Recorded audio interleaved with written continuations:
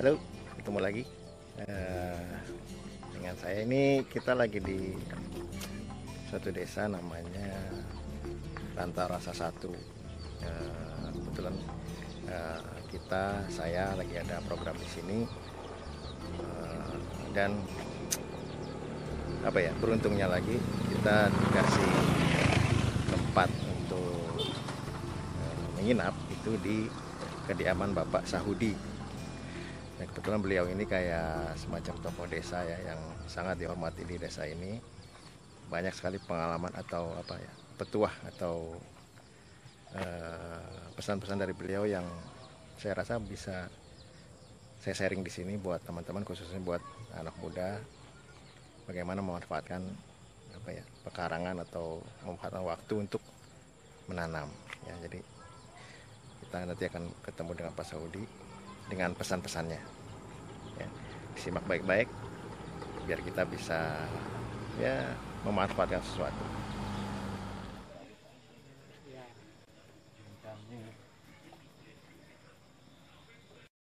Halo, nah ini beliau Bapak Sahudi, Pak. Ini gimana sih Pak ceritanya jadi banyak banget tanaman di sini? Oh, tanaman di sini, ya itu. Saya ini sebagai orang tani gitu ya. Orang tani itu tentu yang dikatakan tani itu jangan sampai katanya orang tani tapi perlu sayuran harus beli, perlu cabai harus beli, ya. Jadi untuk menutupi kebutuhan sehari-hari ya kita itu harus nanam gitu, walaupun sedikit. Tapi ini harus didasari dengan hobi. Penting tuh. Ya, itu pertama. Kedua kalinya merasakan butuh, memerlukan. Tuh.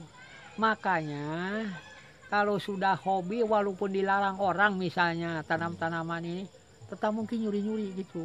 Maksa gitu istilahnya kan, karena hobi itu tadi.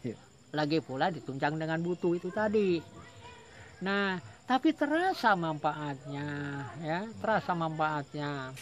Kalau kita nanam pasti manen gitu. Dan panenan ini istilahnya kita itu bukan dikomersialkan ini nih ya. Hanya untuk kebutuhan sehari-hari. Bila mana ada anak-anak, tetangga atau siapa saja yang butuh, ambillah. Itu ya. Cocok bahwa menanam itu ibadah, cocok. Cocok, Pak. Iya. Maka selain daripada misalnya sayuran juga ditanam obat-obatan di sini kan. Itu pun bukan hanya untuk kita sendiri. Kalau ada yang butuh orang dari mana saja datang ke sini mencari obat ini misalnya, ambillah kalau ada. Maka saya menghimbau kepada siapa saja, walaupun halaman itu sempit, manfaatkanlah ya dengan tanaman-tanaman di pekarangan itu. Maka saya di sini saya buat logonya Melati Harum. Apa tuh? Yang artinya memanfaatkan lahan tiap halaman rumah. Itu Melati Harum ya.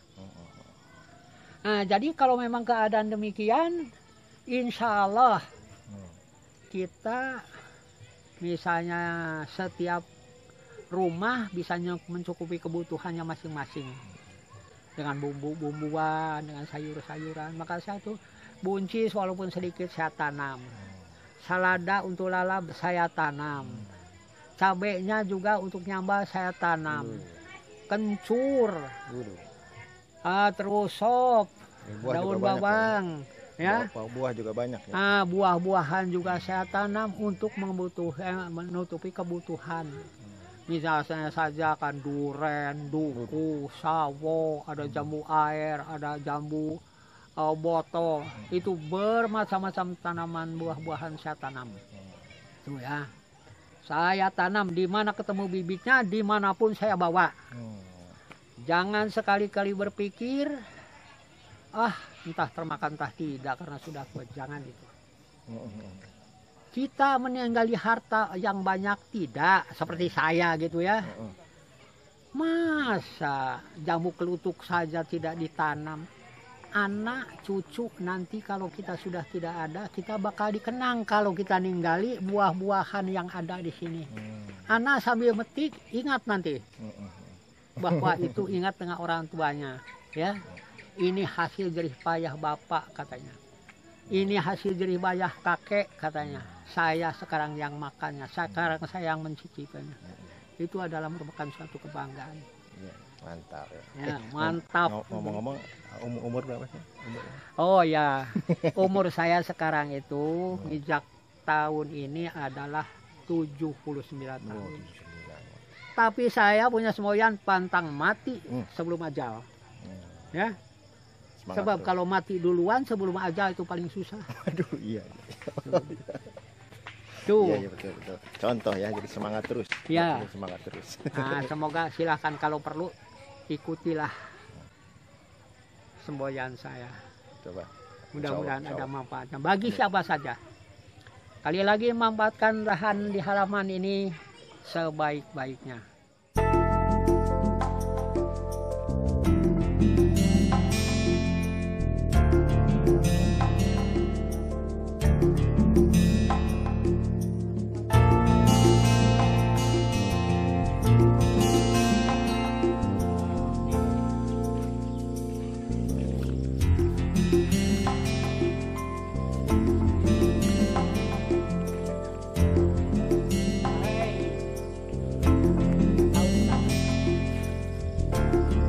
Jangan hanya kita itu berpikir bahwa nanam itu harus lebar. Tok, menurut lo Pak Saudi gimana, Tok? Pak Saudi itu yang pasti orang tua. Tapi walaupun tua, dia punya kayak mana ya? Dia punya sesuatu yang nggak punya anak muda punya. Ya kayak apa? Kerajinan, disiplin. Setua itu dia bisa ngelakuin sini. Kita bisa lihat kan sendiri apa yang karya dia. Jadi nggak salah kalau orang kayak dia nih, saya bilang langka. Gue sendiri nggak sanggup bikin kayak gini. Atau mungkin karena gue malas ataupun gue mungkin gue belum niat atau nggak tahu juga. Tapi intinya jadi kayak Abah Saudi itu bukan hal yang mudah. Jadi gue rasa dia tebang. Ke bawah itu dahannya tuh, ke buah di bawah kan. Oh, jadi karena lebatnya 4 batang soalnya di atasnya tuh. Tumbuh lagi dari sini tuh 1 batang. Wih, indahnya di situ sebetulnya. Sekeliling rumah saya ini tanam-tanaman itu buah-buahan segala macam. Alhamdulillah ada. Tapi di bawahnya tidak pernah ada sampah. Tuh, Ya, jaga kebersihan. sekeliling rumah saya silahkan dilihat, silahkan dikontrol. Tidak pernah ada sampah. Tuh, itu adalah kewajiban kita. Cintailah lingkungan itu, kebersihan itu adalah sebagian dari iman. Coba, betul. Coba ya. Ya. Oke, jadi contoh ya. Ingat pesan-pesannya. Jangan lupa, oke? Kita ketemu lagi. Amin.